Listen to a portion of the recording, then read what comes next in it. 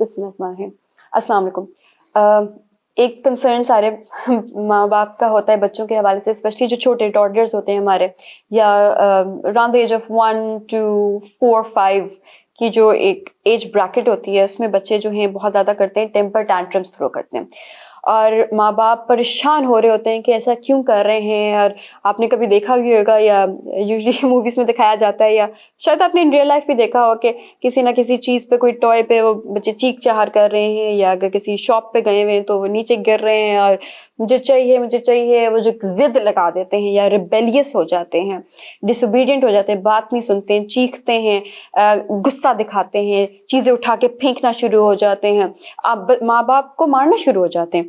ये बड़ी कंसर्निंग चीज़ें होती हैं और माँ बाप जो है इसकी वजह से और गुस्से में आते हैं। माँ बाप इसकी वजह से इमोशनली डिस्टर्ब बहुत ज़्यादा हो जाते हैं और माँ बाप इसकी वजह से फिर बच्चे के साथ उनका जो ताल्लुक है वो बहुत ज़्यादा एक उसमें बीच में बहुत बड़ी एक हिंड्रेंस आ जाती है और वो एक नेगेटिव इम्पैक्ट ऑब्वियसली आता है, ऑफ कोर्स।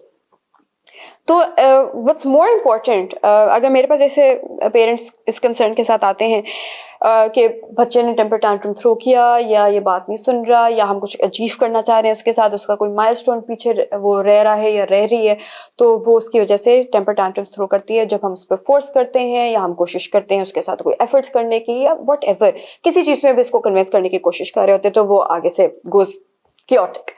तो क्या वजह बन सकती है? कुछ पॉइंट्स हैं जो मैंने कहा कि मैं हाईलाइट कर देती हूँ कि क्या रीजंस हो सकती हैं। There 8 reasons as to why a child might be throwing a temper tantrum, and reasons are more important. जो हम बिहेवियर देखते हैं ना, वो एक कम्युनिकेशन का तरीका है। देखिए, अगर आपके साथ भी कोई ज्यादती हो तो आप चीखेंगे, आप रोएंगे, आप उससे लड़ाई करेंगे। आपके फ्रेंड्स के साथ हो सकता है, मैं नहीं बात करता, अब you have the words for it.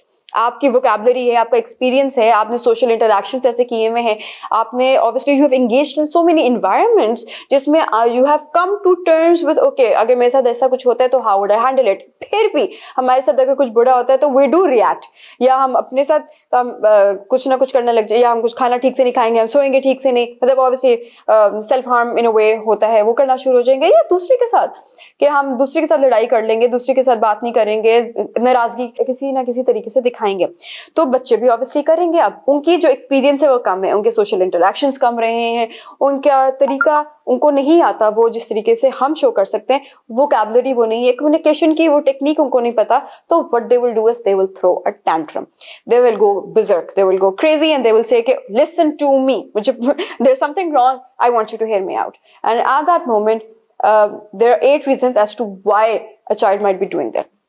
पहला रीजन है इमोशनल डिस्टर्बेंस है। बच्चे की अगर वो नीड नहीं फुलफिल हुई हुई, उसको प्यार नहीं वो मिला, उसको हग्स नहीं मिले, उसको वो किसेस नहीं मिली, उसको वो अटैचमेंट नहीं मिली, उसको वो आगे पीछे वो लोग नहीं मिले, या उसको वो जो उसकी केयर की नीड है, उसकी जो ऑब्वियसली एक इंसान होने के नाते जो उसकी इमोशनल नीड है, अगर वो फुलफिल नहीं हुई हुई, तो बच्चा जो है वो नेगेटिव इमोशंस जाहिर करेगा, नेगेटिव इमोशंस शो करेगा। तो ये बहुत बड़ा रीजन बनता है।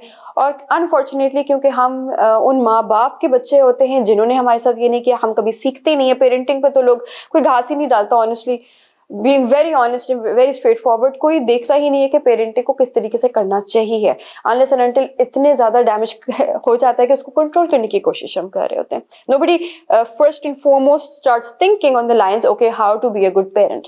तो we just keep on replaying whatever we have done before, whatever had happened to us, और हम उसमें गलती कर जाते हैं कि हमें ये नहीं पता होता बच्चे को प्यार कैसे दिखाना है। और ये बहुत कॉमन है।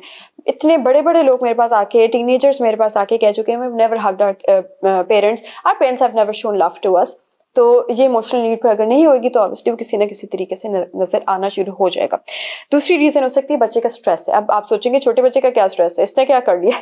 नहीं, अगर स्पेशली ब्रेस्ट फेड बच्चा है तो फिर माँ का स्ट्रेस जो है इसमें नेचुरली हर इमोशन, हर थॉट, हर चीज जो है वो फीड के थ्रू जाती है बच्चे में। ये साइकोलॉजिकली प्रूवन है, they're not words, they're actually it's the truth that does happen। यहाँ तक कि ट्रस्ट बिल्ड जो होता है वो फीड से हो रहा होता है, यहाँ तक कि ट्रस्ट तो पैदाइश से पहले से बिल्ड होना शुरू हो जाता है माँ के साथ। तो माँ का जो स्ट्रेस है, अगर माँ पे स्ट्रेस है कोई, तो वो बच्चे में ट्रांसलेट हो रहा होगा, ट्रांसफर हो रहा होगा, स्पेशली अगर वो ब्रेस्ट फेड है। आपने कभी देखा होगा अगर माँ एंजाइटी में जाती है, अगर माँ स्ट्रेस में जाती है, तो बच्चा आउट ऑफ कंट्रोल हो जाता है। उसको संभालना और मुश्किल हो जाता है। और इस वजह से होता है क्योंकि वो माँ का रीड कर रहा है इमोशंस, हर चीज रीड करता है बच्चा, बड़े स्मार्ट होते हैं ये। उनको वो पता चल रहा है कि माँ अभी क्या इमोशनल स्टेट में है और वो फिर उनमें एकदम से और नजर आना शुरू खुद से हो जाता है। तीसरी वजह बन सकती है फिजिकल। देखिए फिजिकल कोई इलनेस हो सकती है, बीमार है, पेट में दर्द है, टांगों में दर्द है, सर में, उनको तो नहीं समझ आएगी कि दर्द क्यों हो रही है, कहाँ हो रही है। They can not even at times precisely feel कि दर्द हो कहाँ रही है। हम भी कभी कभार कंफ्यूज हो जाते हैं, पता नहीं पेट में दर्द है या लंग्स में कहीं कुछ हो रहा है या कहाँ हो रहा है। हम खुद कंफ्यूज हो जाते हैं कि exactly where is the placement of the pain, where is it coming from, what's the source. लेकिन बच्चा भी है वो जाहिर नहीं कर पा रहा होता सवाए कि वो टेम्पर टैंट्रम थ्रो करे। तो ये हो सकता है कि आपको मेडिकली इसको चेक करवाना पड़े डॉक्टर्स के पास जाके। अगर बाकी सारी चीजें रूल आउट हो रही हैं तो आप डॉक्टर्स के पास जाके देख सकते हैं कोई फिजिकल प्रॉब्लम तो नहीं है जिसकी वजह से बच्चा ऐसे शो कर रहा है, जिद में आ रहा है।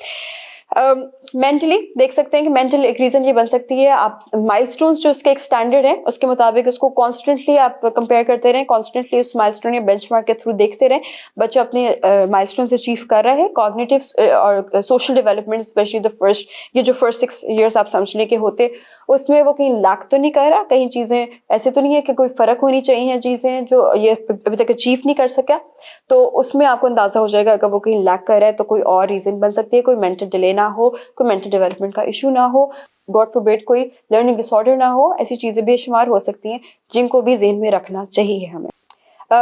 सातवां पॉइंट ये है कि बच्चा रात को ठीक सो रहा है क्योंकि स्लीप इज क्रिटिकल। मतलब बड़ों के लिए आप देख लें, अगर हम ठीक से नहीं सोते तो हम कितने चिड़चिड़े होते हैं, हमसे कोई काम नहीं हो रहा होता, हम बिल्कुल बुरा मूड हुआ होता है if we don't sleep well. तो बच्चे के लिए उससे ज्यादा इंपॉर्टेंट है क्योंकि उस टाइम पे तो उसकी ग्रोथ हो रही है। हमने तो जितने बड़े होना तो भाई हो गए, अब तो हम उसको सस्टेन करने की कोशिश कर रहे हैं अपनी हेल्थ को। बच्चा तो ग्रो करता है, बच्चा जो पूरा दिन में अगर उसको चोट शोट लगती है वो हील करता है, उसकी डेवलपमेंट सबसे ज्यादा स्लीप में हो रही होती है अगर वो ठीक से स्लीप नहीं ले रहा। हर एज का स्पेसिफिक टाइम पीरियड्स होते हैं जिसके इर्द गिर्द उसको स्लीप लेने की जरूरत होती है रात को और नैप्स के हिसाब से। अगर वो नहीं नैप ले रहा, अगर वो रात को ठीक से नहीं सो रहा, उसकी और बहुत रीजंस हो सकती हैं। If you want to know let me know, I will make a video on that as well.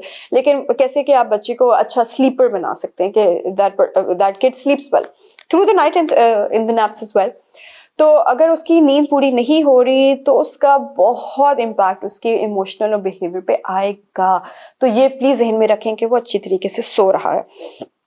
Last point ये है कि उसके आगे पीछे जो लोग हैं उनसे तो कोई ऐसी कोई नेगेटिव वो वाइब्स नहीं पिक कर रहा। ऐसे तो नहीं है कि आगे पीछे कोई सपोर्ट नहीं उसको दे रहे या कोई नेगेटिव इन्वायरमेंट जनरली घर का है जिसका असर बच्चे पे आ रहा है। जिन लोगों से वो मिल रहा है, कोई फ्रेंड्स हैं ऐसे या आपके कोई हाउस हेल्प है, अगर कोई वर्कर्स हैं आगे पीछे, ये सारी चीजें जहन में रखनी चाहिए आपको ताकि आप you can get to the root cause, you can get to the source of why the temper tantrum is happening to begin with। फिर उसके बाद देखा जा सकता है कि इसको ठीक कैसे करना है। ये पहले आप जब सारे रीजंस को केटर कर लेंगे इंशाल्लाह खुद ही देखेंगे बच्चे में बहुत ज्यादा फर्क आ रहा है। Thank you.